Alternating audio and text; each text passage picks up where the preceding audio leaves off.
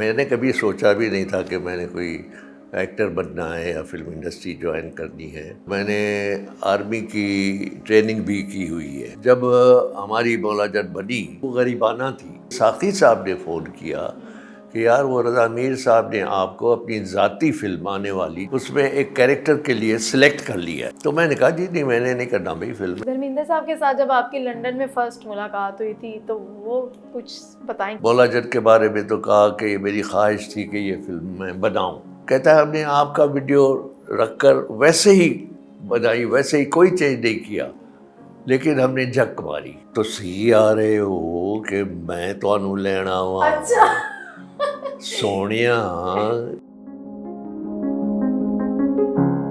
السلام علیکم, میں صوبیہ مہر اور آج کے جو میرے گیسٹ ہیں بہت ہی خاص ہیں. 600 سے زائد اردو اور پنجابی موویز میں کام کر چکے ہیں, اپنے آپ کو پنجابی موویز میں بھی ایک لوہا منوا چکے ہیں اور آج بھی لوگ ان کو ایک بہت ہی اچھے نام سے پہچان ہے ان کی, جانتے ہیں اور ان کو سننا بھی چاہتے ہیں.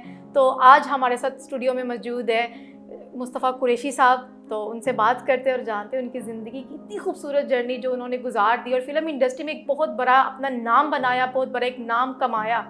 تو ان سے بات کرتے ہیں.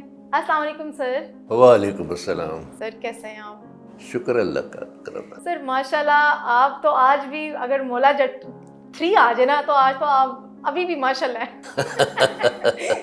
نہیں اب تو اور مولا جٹ بھی آ گئے. لیکن اگر آج بھی مولا جٹ 3 بنے نا تو اس میں آپ کا کردار جو ہوگا نا وہ آؤٹ کلاس ہی ہوگا. ایک جو ہمارا اصلی مولا جٹ تھا وہ اللہ کو پیارا ہو گیا, اللہ اس کی مغفرت کرے. اور اس کے بعد بھی جو آئے وہ بھی ہمارے ہی ہے, ہمارے ساتھی ہیں, پاکستان کے ہیں. اللہ ان کی عمر دراز کرے, ان کو صحت عطا کرے. آئی مین فواد ہے, حمزہ عباسی ہے. بلال لشاڑی صاحب نے جو مطلب مولا جٹ اب بنا دی ہے, ایک آپ کے دور کی مولا جٹ تھی, ایک اب ہے, تو کیا آپ کو لگتا ہے کہ اس ٹائپ کی موویز بننی چاہیے مزید پاکستان فلم انڈسٹری جو اب بنی ہے جی, اس سے مطلب اس ٹائپ کی اور موویز بننی چاہیے؟ آج کے دور میں, اس ٹیکنالوجی کے دور میں ایسی ہی بننی چاہیے. وہ دور اب ختم ہو گیا. بالکل. جب ہماری مولا جٹ بنی اور حالانکہ لوگ آج بھی اسی مولا جٹ کو یاد کرتے ہیں, بالکل ایسا ہی ہے. اور لیکن اب چونکہ زمانہ ہے نا, زمانے کے ساتھ ساتھ آپ کو چلنا پڑتا ہے. وہ فلم بنی تھی کوئی پتہ نہیں 12 یا 20 لاکھ میں, یہ بنی ہے کوئی 60 کروڑ میں.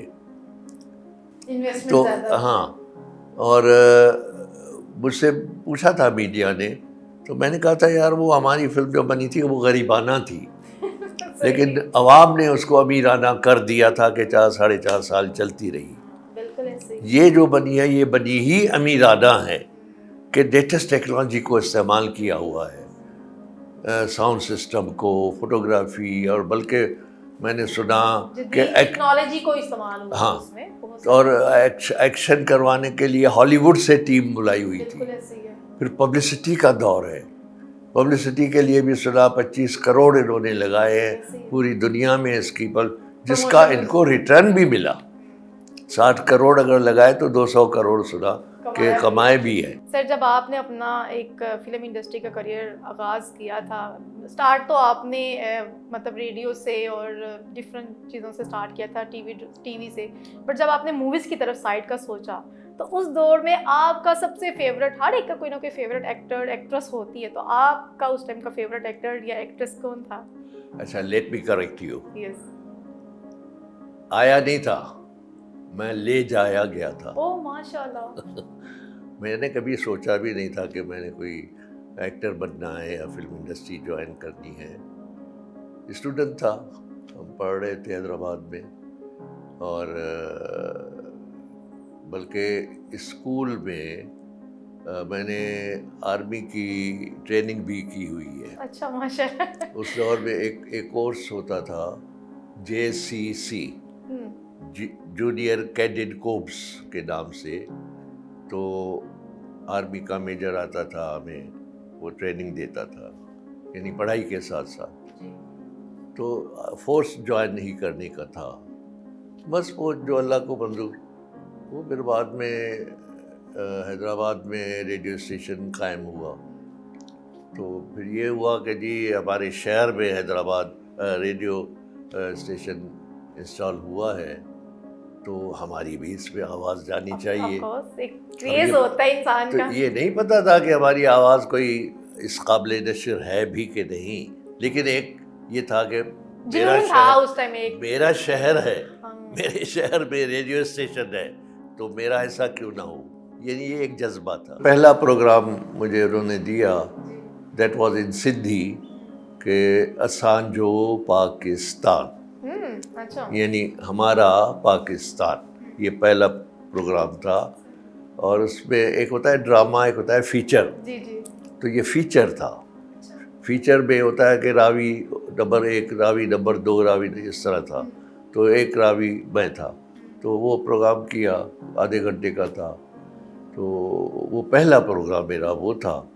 تو اس کے لیے پھر میں جب اسٹوڈیو میں لائیو ہوتا تھا, ریکارڈنگ نہیں تھی, تو کر کے جو باہر نکلا تو جب چپراسی مجھے بلانے آیا کہ جی آپ کو بلا رہے ہیں, تو میں گیا. میں پیسے کچھ جیب میں ڈال کے گیا تھا کہ لے گے, آواز جو آن ایئر کروائی ہے تو کچھ پیسے لے گے, کچھ میٹھا شاید کھلاؤ سب کو, ایسا تھا. تو ڈیوٹی آفیسر نے سائن لیا اور میں نے کہا ہاں پیسے دے. میں نے ہاتھ جیب میں ڈالا تو انہوں نے خود چیک دیا مجھے. کتنے کا چیک ملا آپ کو پہلا؟ 10 روپے کا. 10 روپے کا چیک؟ وہ 10 روپے کا چیک جو تھا نا, وہ یعنی کوئی 10,000 سے بھی زیادہ کا اس ٹائم کی ویلیو تھی وہ پیسے کی. تو وہ گویا پہلی کمائی تھی. تو میں کیا کہہ رہا تھا, آپ ہمیں سنو, میں بیٹھ کے کچھ سنانا چاہ رہے تھے ایک ٹاپک اپنا زندگی کا. ایک یونٹ آیا ہوا تھا لاہور سے, فلم آگ کا دریا. محمد علی, شمیم آرا, ساقی صاحب اور دوسرے ایکٹرس تھے اس میں. تو ان کی لوکیشن تھی حیدرآباد سے کوئی 20-25 میل, نصرپور ہے, وہاں لوکیشن تھی. تو میں اور ساقی صاحب کے بھائی تھے عبدالکریم بلوچ, جو پھر پی ٹی وی کے جی ایم بھی بنے تھے بعد میں. تو ہم دونوں گئے تھے شمیم آرا کو دیکھنے.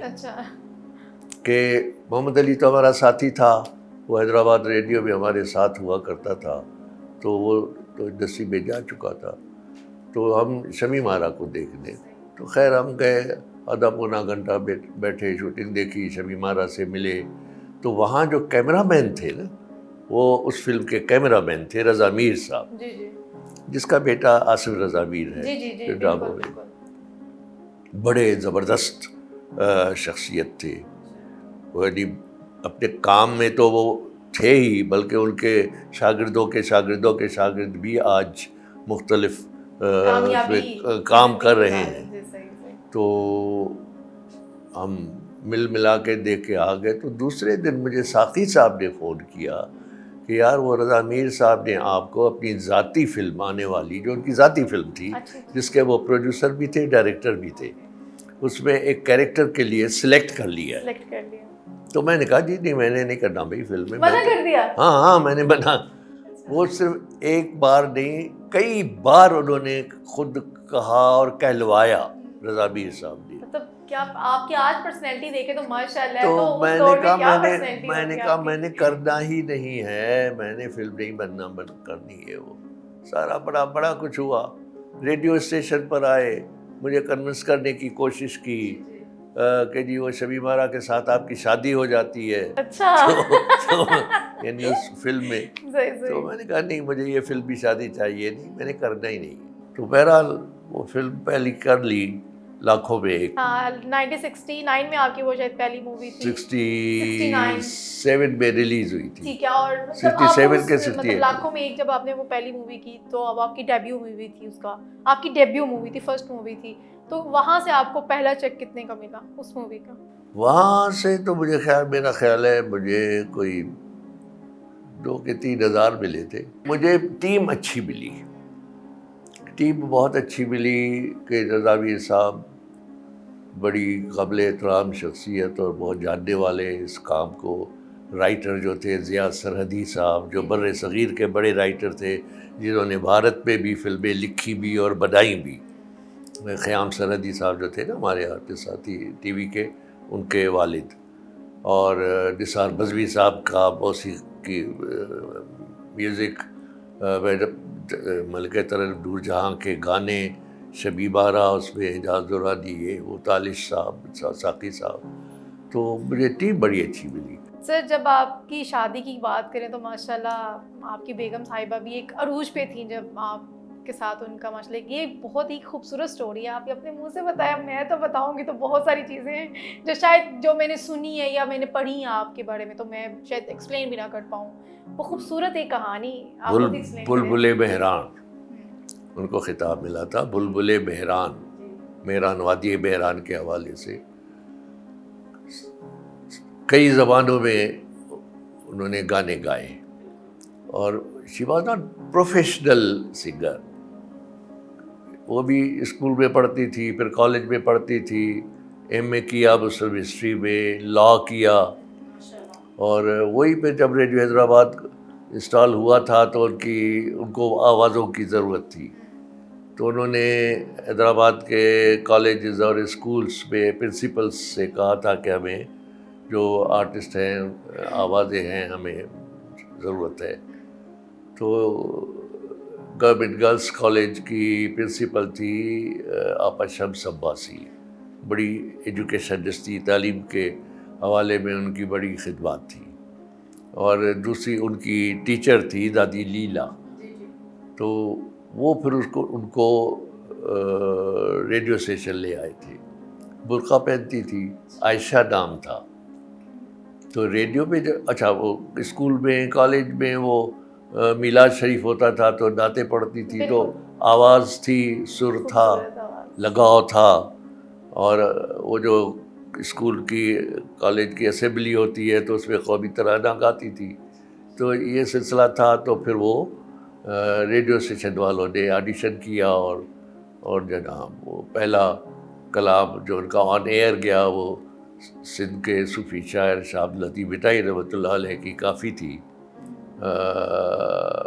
پیرے پوندی سان چوندی سان رہی ونج رات ببھور میں، بڑی پاپولر ہوئی، بہت اس کے بعد تو پھر کئی سندھی میں، سرائکی، ملتانی، پشتو، بلوچی، بنگالی، ایون چائنیز زبان میں، ٹرکش زبان میں بھی اس نے گانے گائے۔ دور ایسا بھی تو آیا تھا کہ آپ نے بھی بیچ میں مطلب پالیٹکس جوائن کر لیا تھا فلم انڈسٹری سے، پیپلز پارٹی میں کیا، ہاں، وہ تو وہ پہلے کیسا ایکسپیرینس تھا کہ آپ ایک ایکٹر تھے اور آپ اس سائڈ پہ کیسے؟ بی بی شہید کے دور میں، تو بی بی شہید نے مجھے بلکہ پیپلز کلچرل ونگ کا چیئرمین بھی بنایا ہوا تھا، اور اس میں ہم نے بڑا ورک کیا۔ میں بھی ایک ون آف دی جیالہ تھا، اور کئی جلسے کرتا تھا، بہت کچھ کیا، اور ہمارا کام تھا تھنک ٹینک قائم کرنا، یعنی آرٹسٹ، ادیب، شاعر، دانشور، ان کا ہر مہینے 1-2 سیمینار مختلف موضوعات پر، یہ سلسلہ تھا۔ بیوی بڑی قدر کرتی تھی، بہت چاہتی تھی، تو وہ کیا۔ آج کل میں نہیں۔ سر فلم انڈسٹری کے اتنے بڑے زوال کی ریزن کیا آپ کہتے ہیں کہ کیا ہو؟ اس میں دیکھیے کچھ ہماری اپنی غلطیاں بھی ہے، مطلب فلم والوں کی، بعض فلمیں ایسی بنائیں جو بے مقصد تھی، فاشی اور یعنی کا سلسلہ بھی تھا، فیملیز نے سنیما میں آنا چھوڑ دیا تھا، اور پھر ہمیں سوائے ایک دور کے کسی حکومت نے سپورٹ نہیں کی فلم انڈسٹری کو، یعنی بھٹو صاحب تھے، ان کے دور میں ایک فلم انڈسٹری کے فروغ کے لیے ادارہ بنا تھا باقاعدہ، نیفڈیک کے نام سے، نیشنل فلم ڈیولپمنٹ کارپوریشن، جس کے تحت چند فلمیں بھی بنی، اور ہر سال بڑے پیمانے پہ ایوارڈس کی تقریب بھی ہوتی تھی۔ ایوارڈس میں اس مورتی کے ساتھ ساتھ لفافے بھی ملتے تھے۔ جب فلمیں فلاپ ہونے لگی تو پھر مارکیٹنگ ہم نہیں بنا سکے۔ پہلے اس دور میں پاکستان میں 1,500-2 ہزار سنیما ہاؤسز ہوتے تھے، اور آج تو کوئی 40-50 رہ گئے ہیں۔ ہماری فلم جو تھی وہ عام ریڑے والا، ٹیکسی والا، رکشے والا، ان کے لیے تھی، اور پلس ایلیٹ کلاس بھی فلمیں دیکھتی تھی. تو وہ اس کے بعد سنیمے ٹوٹتے گئے, پلازے بنتے گئے, کسی حکومت نے دھیان نہیں دیا اس طرف. بالکل ایسے. دھرمیندر صاحب کے ساتھ جب آپ کی لنڈن میں فرسٹ ملاقات ہوئی تھی تو وہ کچھ بتائیں, کیسی ان سے پہلی ملاقات تھی آپ دھرم جی کے ساتھ؟ جی. ہاں وہ حالانکہ میری اس سے پہلے کبھی بھی ملاقات نہیں تھی. تو میں بھی لندن میں تھا تو ایک صبح فون آیا صبح کہ میں نے کہا لو, میرے ہی لہجے میں, فلمی لہجے میں, اچھا پنجابی میں ہی صحیح کہہ رہا تھا کہ تسی آ رہے ہو کہ میں تانوں لینا وا. اچھا سونیا, میں سمجھا کسی فین نے فون کیا ہے, تنگ نمبر کرنے شمبر کے لے لیے. لیا ہوگا. تو میں نے کہا بھائی کون سا بول رہے تھے؟ نہیں پہلو دسو تسی آ رہے ہو. میں نے پھر ڈانٹ کے بولا کہ بھائی کون بول رہا ہے؟ کہنے لگا میں دھرمیندر بول رہا ہوں. تو میں نے آواز ریکلیکٹ کی کہ بہرحال سینئر آرٹسٹ ہے وہ انڈیا کا, اور میں نے کہا ہے تو اسی کی آواز. کہنے لگا یار وہ میں ملنا چاہتا ہوں, میں آپ کا فین ہوں. تو مجھے بڑا فخر مجھے محسوس ہوا. بہرحال بڑے ملک کے بڑے ایکٹر ہیں بھائی. تو انہوں نے پھر کہا کہ کل لنچ میرے ساتھ کرے. میں نے کہا اوکے. اب میں وہاں لندن سے اگر واقف ہے تو نیوزلینڈ میں ٹھہرا ہوا تھا. یہ لوگ آئے ہوئے تھے اپنی شوٹنگ کے لیے. ان کا اپنا پروڈکشن ہاؤس تھا, اپنی فلم تھی ذاتی. تو کنگس بری ایک علاقہ ہے وہاں نیوزلینڈ سے کوئی 20-25 منٹ کی ڈرائیو. تو وہاں انہوں نے مکان لیے ہوئے تھے, اس میں ٹھہرے ہوئے تھے.